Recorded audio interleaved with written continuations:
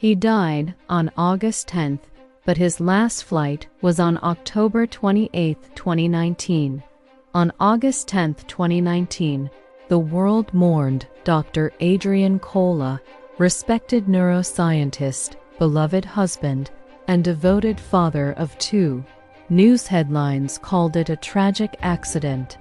His car had plunged off a quiet coastal highway late at night. The police said he died instantly. His body was badly burned.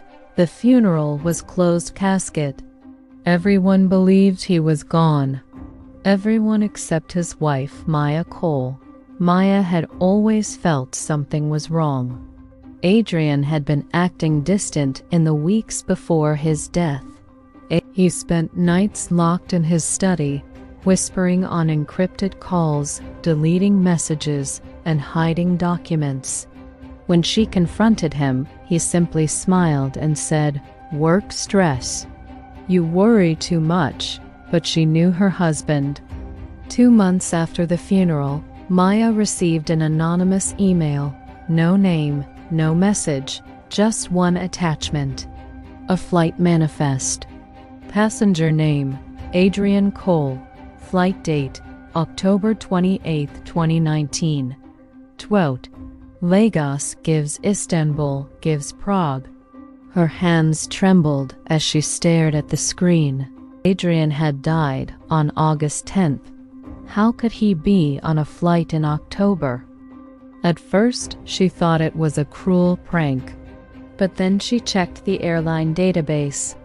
The ticket was real, paid in cash. Seat 14C. Her husband had boarded a plane after his death. Maya hired a private investigator, Daniel Rourke, a former intelligence officer who had seen enough conspiracies to know when something didn't add up. They discovered disturbing facts. The burned body from the crash was never not tested against Adrian's children.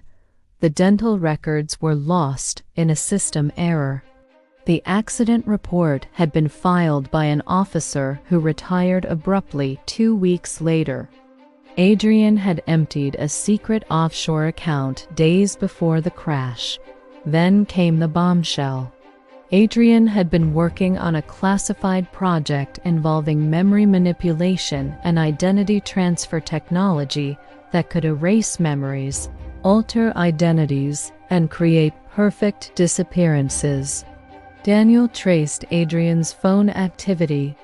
On October 29th, a signal pinned from Prague. One short message had been sent from a burner phone to an unknown contact. Phase 1 complete. They believe I'm dead. Maya felt her world collapse. He hadn't died. He had chosen to disappear. They tracked him to a quiet town in the Czech countryside. A man matching Adrian's description had rented a house under the name Anton Varga.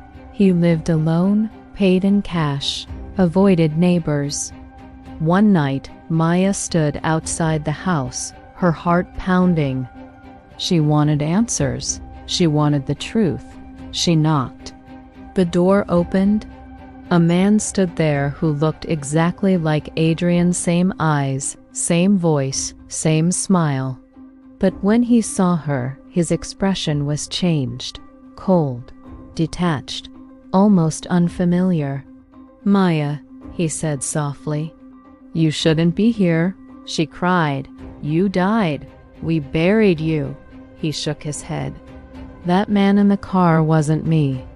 It was someone who volunteered for the program. They erased his identity, paid his family, and gave him my face." Maya stepped back in horror. "Why?" she whispered. He looked past her as if his old life was already gone. "Because some discoveries are too dangerous, and some people must disappear to protect them." Weeks later, the house was found empty. Adrian Anton was gone again. No records, no footprints, no trace. But the flight manifest remained. A single piece of proof that death had been staged, identity had been rewritten, and the man the world buried had continued living in the shadows.